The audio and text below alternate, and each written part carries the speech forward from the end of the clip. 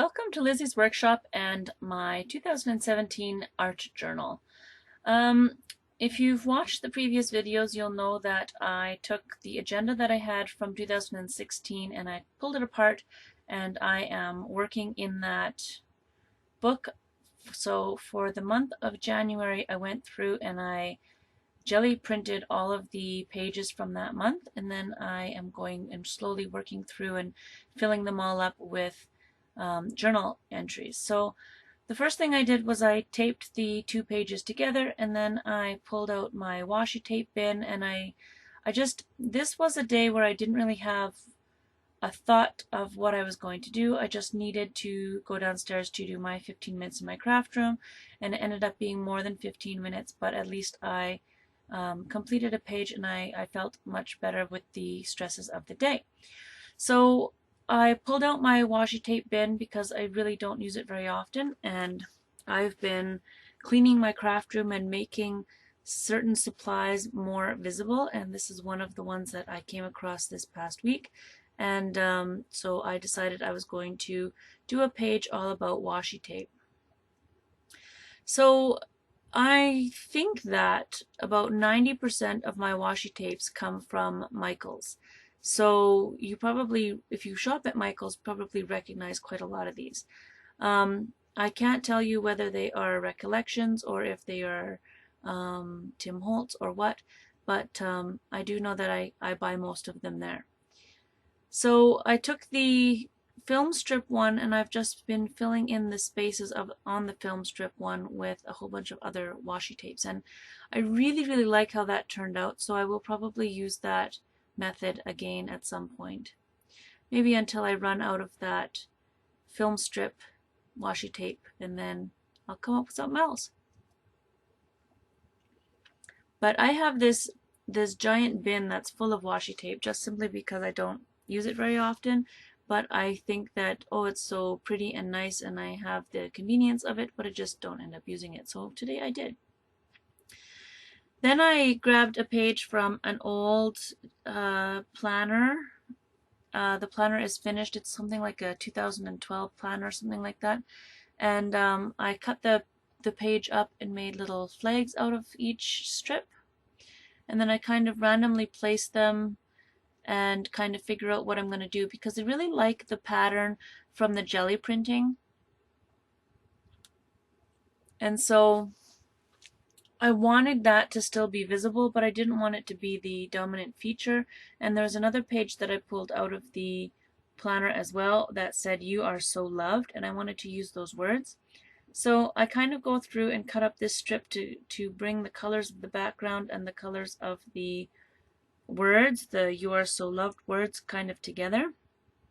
It doesn't really end up happening. Like, this is such a quick page. I'm not truly thinking about composition as I'm making it. I'm just kind of like doing it. I'm just following where this page leads me, and that's fine. So I end up covering up quite a lot of the pattern underneath, which kind of made me sad, but in the end it worked out all right. So once I get these flags, I notice that they're just kind of blending into the background and they're not really doing anything. So I go through with my black StazOn and a finger dabber, or finger dauber, however you want to say it, and I just go around the outside of each one of those little tickets that I created, or the little flags that I created, and then I will assemble them on the page after that. Sometimes I need to have just one of those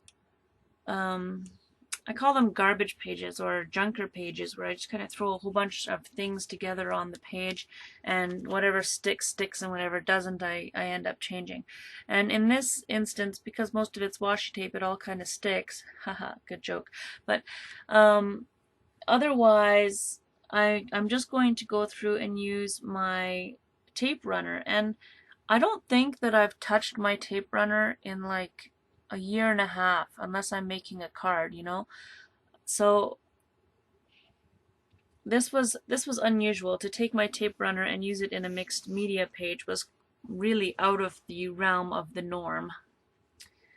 So I do go through and I go around every single one of those tickets, and now this is an extremely dry StazOn ink pad, so I'm not really getting a whole lot of ink I ended up re-inking it later and using it on a different project, and it was juicy, and it came out as nice and solid and black. For this page, not so much. For this page, it's, you know, kind of a light gray going around the outside of those tickets. So then I go through and I just kind of randomly adhere them onto the page, kind of off to the side. I was going to put them right straight down the middle, but then I decided that I did want more of that pattern in the background to show. So I go through and kind of add it in.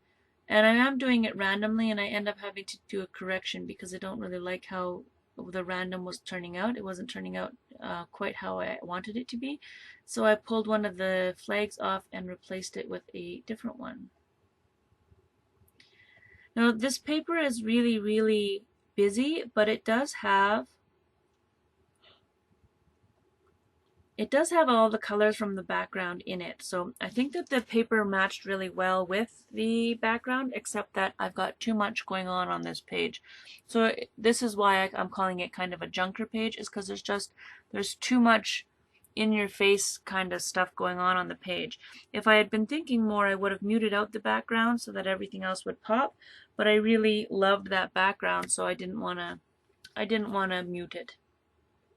I had some extra tickets, so I kind of threw them up at the top there, kind of draw the eye all the way across the page. And then here's the other piece of paper from that little day timer. So I go through and I cut out each one of the words, and then I'm just going to use my tape runner again to glue them on. I left this in how I'm cutting, because I'm just turning the page in order to meet my needs. My scissors don't really go very far. It's mostly my left hand that's directing how the scissors are cutting because it's moving the paper around. So once I have all these words cut out, I'm going to put them on the page. And I should have left the last word, the word loved, on the left-hand page, because there's really no blue on the right-hand page, so it kind of stands out or sticks out like a sore thumb because the blue doesn't go all the way across the page. But it's okay. It's kind of just a quick page anyways. There's a lot going on in my life right now. I've got some family members that are unhealthy, and I was feeling a lot of stress on this day, and so I had to remind myself that I'm loved and all the people around me are loved, and it was kind of speaking out to everyone who's sick, saying you are so loved even though we're not always by your side. And so that's kind of where this page was going. It was kind of an overwhelming feeling inside me, and that kind of spewed out onto the page by making the page this big chaotic kind of venture. So I think that if I go back through and look at a lot of my art journals, I would find a lot of that chaos or that simplicity. It's not often that I have a really simple page, so if I have a really simple page, then it's unusual and means that either I'm very overwhelmed or very underwhelmed, which, you know, the pages will speak for themselves. So I didn't like that everything kind of blended together, so I decided to put some black in there by outlining all the letters with black. And then I decided I needed more black in the page somewhere to make it more cohesive, to make the piece a full like on a whole, so that it all kind of worked together. So I went through and I added some patterning to some of the shapes from the background. I kind of pulled that a little bit forward. It wasn't quite enough just to do the outline around those shapes, so then I decided to do a little bit of doodling in each one of them. And it's just the 3 that I did it in. And it kind of broke it up and yet tied it together a little bit as well. And it's really just doodles. I'm not being particular at all. The pen that I'm using is a Stettler permanent Lumocolor.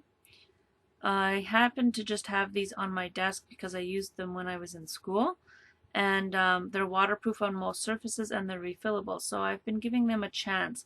I've been really frustrated with my artist Pitt pens because they dry out so quickly, and because anytime that they touch another medium, they're just toast.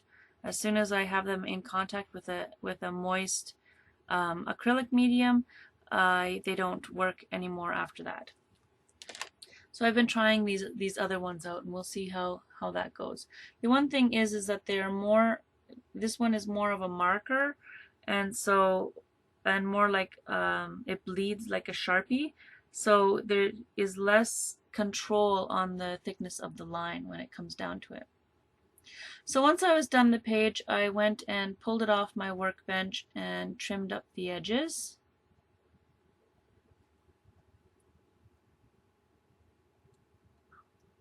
And then I can fold it in half and cut the pages apart and repunch the holes, and then I am done this page. It really was a quick page. I think that the whole thing from beginning to end probably took me about half an hour.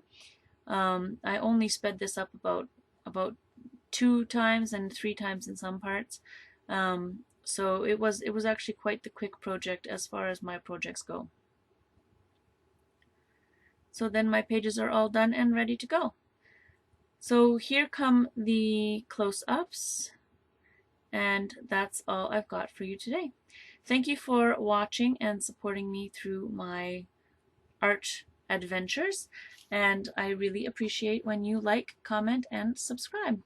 Thanks for watching, and see you next time.